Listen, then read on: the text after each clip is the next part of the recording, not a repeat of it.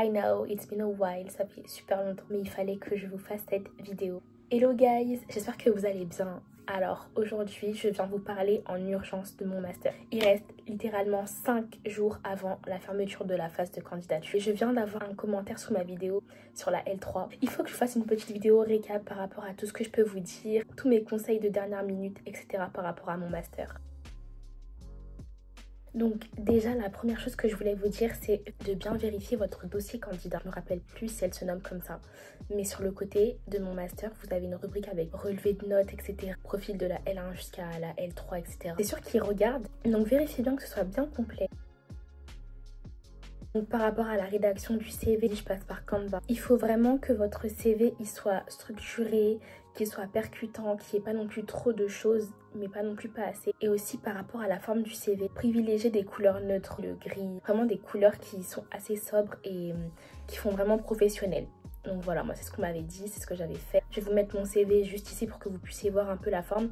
Moi je l'ai fait avec Canva, mon CV. Franchement c'est bien, vous pouvez déplacer, fusionner, etc. Donc c'est vraiment pas mal. Faites des rubriques pertinentes parce que je ne sais pas s'ils les lisent avec une IA ou quoi. Les IA, elles fonctionnent par rubrique et par pertinent. Là, vraiment faites les rubriques basiques que je vais vous mettre dans mon CV. Compétences, savoir-faire, langue, etc. Pas de trucs trop compliqués. Et pareil pour la description de vos activités, etc. Faites vraiment quelque chose de concis, pas non plus 3 mots, quelque chose vraiment de concis qui résume rapidement ce que vous avez fait. Évidemment, il faudrait adapter chaque CV au master visé. Bon, si c'est du droit, vous laissez comme tel, mais si vous voulez vous diriger vers autre chose que du droit, accentuez un peu les expériences. N'hésitez pas à mettre des expériences qui sont hors fac aussi, bénévolat, un CDI qui vous a marqué, enfin dans lequel vous vous êtes épanoui, la mise en page, voilà, sobre, aérée, toujours bien structurée, pas d'effet de masse. Mettez vraiment les compétences qui vont avec le master souhaité, c'est vraiment le plus important.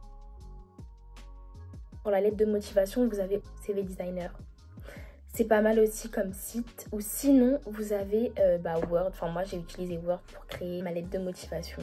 Enfin, toutes mes lettres de motivation. Pour les lettres de motivation, donc je vais vous mettre quelques exemples de lettres de motivation aussi que j'ai pu effectuer. Bon, moi, c'est que du droit malheureusement, mais ça peut quand même vous aider. Mais en gros, toujours le même schéma, donc bien structuré. On retrouve bien le formalisme attendu pour une lettre de motivation. Introduction, parcours. Mettez bien les bonnes adresses. Si c'est une dame, votre directrice de master ou directeur de master, madame, ou si c'est un monsieur, vraiment changer à chaque fois. Essayez vraiment de bien faire ça parce que s'il la lise et qu'il voit monsieur alors que c'est madame, ça fait un peu mauvais effet. Et ça a failli m'arriver, donc vraiment j'avais tout revérifié à la fin avant de finaliser, en fait, avant de tout envoyer pour chaque dossier. Et parfois je voyais des monsieur à la place de madame, j'étais en mode oh là là. Donc vraiment vérifiez, n'oubliez pas de vérifier. Mettez encore une fois en avant vos expériences, que ce soit professionnelles ou académiques, donc dans le cadre de la fac, si vous êtes bénévole, si même au lycée vous avez fait du grec ancien ou du latin, enfin vraiment c'est des petites choses qui peuvent vous différencier et montrer votre intérêt pour une matière ou pas.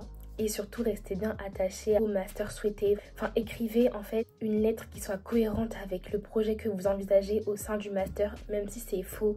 Parce qu'on sait que voilà, on candidate un peu partout, etc. Mais faites vraiment en sorte d'avoir une cohérence pour qu'on se dise pas, ah oui, il a postulé ou elle a postulé juste pour postuler. Voilà, faites vraiment quelque chose de cohérent. Et aussi, évitez tout ce qui est faute d'orthographe. Relisez-vous, vraiment, il faut que tout soit clean. Et d'ailleurs, en parlant de vœux, etc., s'il vous plaît, ne postulez pas qu'à un seul master. Ne faites pas qu'un seul vœu parce que l'algorithme de mon master est trop bizarre. Vous pouvez avoir les meilleures moyennes possibles, premier major de promo et ne pas avoir le master que vous envisagez. Donc s'il vous plaît, pas d'impasse sur les vœux. Vous avez 10 vœux et 15 sous-vœux, je crois, ou 12 vœux et 15 sous-vœux. Mettez vraiment tout. Mettez tout parce que vous ne savez pas ce qui peut se passer. Ça se trouve il y a meilleur que vous, enfin ça se trouve l'algorithme ne va pas prendre en compte votre dossier, enfin vous savez vraiment pas. Donc s'il vous plaît, ne faites pas d'impasse sur vos vœux. Faites tous les vœux possibles, remplissez tout. Je sais qu'il reste 5 jours, 5 jours c'est encore assez de temps pour tout remplir. Donc s'il vous plaît, remplissez. Les amis, ne vous amusez pas avec ça parce qu'on peut vraiment avoir des mauvaises surprises. Donc voilà par rapport à ça. Ne vous limitez pas par rapport à vos notes ou quoi, ou au taux de réussite, etc. Faites des choix qui sont cohérents avec vos capacités et vos projets. Enfin, si vous voyez que vous avez genre 8, 7 de moyenne et que le pourcentage d'admission c'est 1% ou 2, ça va être un peu compliqué. Mais au-delà de ça, vraiment, si c'est à partir de 10, 20, ne vous limitez pas. Vraiment, ne vous limitez pas. Moi, mon master droit des affaires, c'était 21% et j'avais 9 de moyenne au premier semestre, et 9 et quelques. Et pourtant, j'ai été prise. Donc, vous voyez qu'il Il n'y a pas que les notes qui comptent. Ça joue énormément, mais il n'y a pas que ça qui compte. Postulez même si vous n'avez pas le dossier qu'on vous demande d'avoir. Aussi, donc là je vous dis, voilà, on est le 20 mars, il reste 5 jours avant la clôture de la phase d'admission. S'il vous plaît, n'attendez pas le 25 mars à 22h, 23h pour commencer à finaliser. Genre vraiment, prenez-vous là tout le week-end pour tout revoir.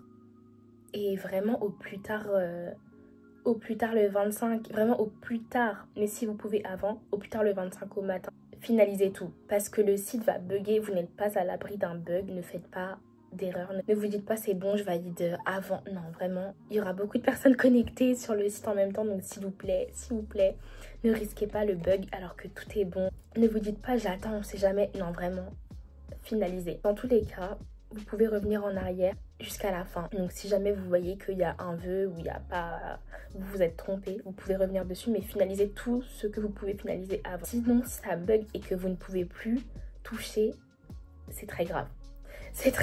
En fait, vous allez être tellement frustrés, les amis. Donc vraiment, faites attention à ça. Faites attention aux bugs. Si vous avez des lettres de recommandation de vos anciens maîtres de stage, de vos anciens chargés de TD ou même de chargés de TD actuels, même d'un employeur, n'hésitez pas. Vraiment, n'hésitez pas. Mettez tout ce que vous avez. Ça peut toujours vous aider. En fait, ça peut toujours appuyer votre candidature. Vous ne savez pas sur quoi les directeurs de master se basent. Donc vraiment, mettez tout ce que vous pouvez. Faites bien attention à vérifier directement sur le site des facs auxquelles vous prétendez toutes les conditions en fait requises pour mon master. Par exemple, je sais que moi l'an passé, il fallait fournir un formulaire supplémentaire qu'on trouvait sur le site internet de plusieurs facs, etc. Ou d'autres conditions, mais vraiment essayez de chercher un max. Normalement, c'est écrit sur mon master ce qu'il faut. En plus, vraiment vérifier à chaque fois, on ne sait jamais. Ça se trouve, ils ont mis des choses qui ne figurent pas sur mon master et d'autres critères, donc on ne sait jamais. Donc j'espère que cette vidéo vous aura un peu aidé pour vos candidatures de dernière minute. Aussi, n'hésitez pas à me suivre sur TikTok parce que c'est là où je suis le plus présente. Sur Instagram aussi, je suis là. En fait, YouTube, c'est que ça me prend trop de temps à filmer et à monter ensuite. Mais sachez que je suis sur TikTok, je donne des conseils, je suis là et tout pour les étudiants en droit, il n'y a pas de souci. Donc vraiment, n'hésitez pas. Si vous avez des questions, n'hésitez pas sur Insta, en dessous de cette vidéo ou autre. Mais moi, je pense que c'est tout ce que j'ai à dire à ce stade. Je vous souhaite bon courage, les amis. Je vous souhaite toute la réussite possible. Vous allez y arriver. Dans 5 jours, déjà, c'est fini les candidatures. Enfin, c'est un poids en moins. Ciao, ciao.